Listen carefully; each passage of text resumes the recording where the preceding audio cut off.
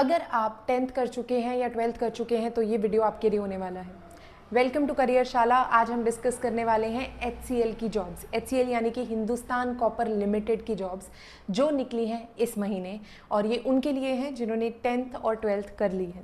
तो अगर आप 10th कंप्लीट कर चुके हैं और 10th के साथ ITI कर चुके हैं तो भी ये जॉब आपके लिए है। अगर आप सिर्फ और सिर्फ 12th कर चुके हैं तो भी ये जॉब आपके लिए है।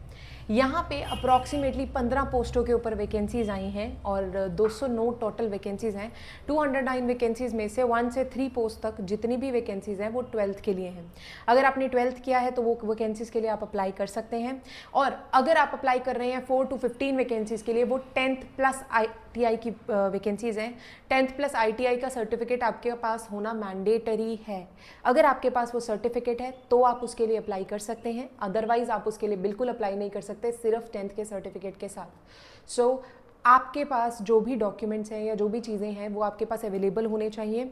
मुझे बहुत बच्चे पूछते हैं कि जिन बच्चों ने अभी 10th या 12th का पेपर दिया वो अप्लाई कर सकते हैं। देखिए 10th वाले अप्लाई नहीं कर सकते क्योंकि ऑब्वियसली उनके पास ITI की डिग्री नहीं होगी, लेकिन आपके साथ जो 12th वाले हैं जिनका एग्ज़ाम अभी हो चुका है वो इसके लिए अप्लाई कर सकते हैं अगर जाना चाहते हैं तो।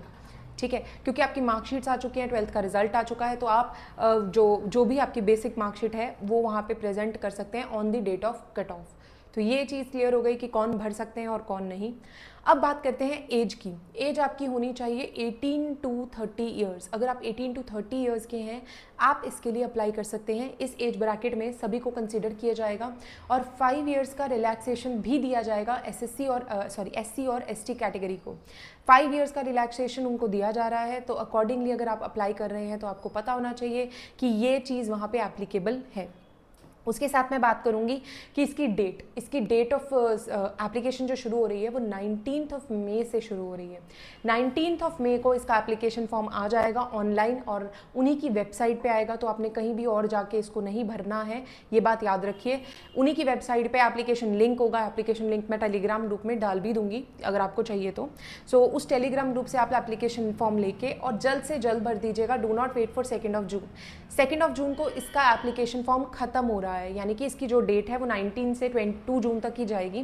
आपको इसको अप्लाई कर देना है टाइम से पहले। पहले अप्लाई करने का फ़ायदा क्या है कि कोई भी बिजी साइट आपको नहीं मिलेगी और इसमें आपकी एक फ़ोटोग्राफ, आपका सिग्नेचर लगेगा, तो वो दोनों चीज़ें बिल्कुल तैयार रखिएगा। फोटोग्राफ के लिए कुछ एक बेसिक इंस्ट्रक्शंस होते हैं, जैसे कि आपको स्पेक्स में नहीं खिंचाना है, आपका रिसेंट अपडेटेड फोटोग्राफ होना चाहिए और पासपोर्ट साइज़ होना चाहिए। तो वो चीज़ें थोड़े ध्यान रखिएगा फॉर्म को फिल करते वक्त, क्योंकि एक से ज़्यादा बार ये भरा नहीं जाएगा। ठीक है, आप अगर 12th में और आपने ITI भी कर रखी है तो आप दोनों पोस्टों के लिए अप्लाई कर सकते हैं। यस, बिल्कुल आप दोनों की दोनों पोस्ट के लिए अप्लाई कर सकते हैं।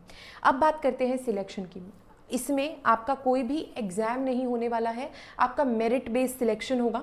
ठीक है, और मेरिट बेस्ड सिलेक्शन के बाद आपका डॉक्यूमेंट वेरिफिकेशन होगा। अगर आप दोनों में क्लियर हो जाते हैं तो आपका सिलेक्शन इस पोस्ट के लिए हो जाएगा।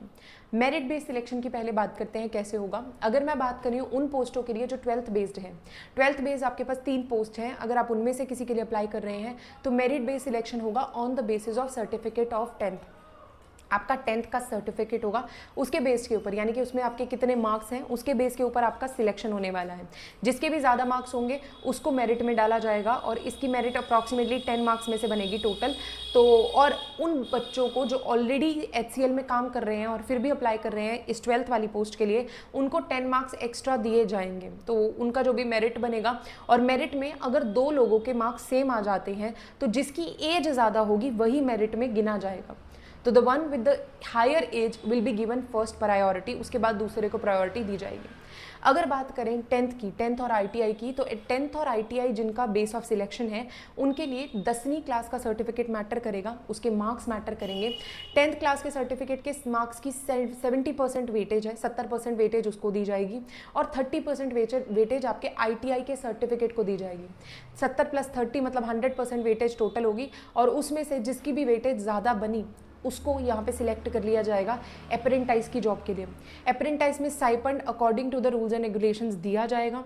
तो आप अगर अप्लाई कर रहे हैं तो पहले चेक कर लीजिएगा कि आपके एरिया में है कि नहीं, क्योंकि अगर आपको रीलोकेट करना पड़ता है, स्टाइपेंड बहुत कम होता है कंपैरेटिवली, तो अगर आपको रीलोकेट करना पड़ेगा तो उसका कोई फ़ायदा नहीं होने वाला, तो आई थिंक आपको फिल नहीं करना चाहिए। तो आप देखिएगा कि आपकी जगह पे, आपके एरिया में अगर वैकेंसी है तो ही अप्लाई कीजिए, क्योंकि कोई फ़ायदा नहीं है इतने स्टाइपेंड में कहीं बाहर जाकर काम करने का। ठीक है, so all the very best, please apply कर दीजिएगा 2 जून से पहले। Do not wait for the last date, and कोई एग्ज़ाम नहीं है, तो अगर आप तैयारी कर रहे थे या आपने ITI कर रखी है तो मेरे हिसाब से ये बहुत अच्छा मौका है, बाद में आप प्रमोशंस लेके अपने आप को आगे भी कर सकते हैं। धन्यवाद।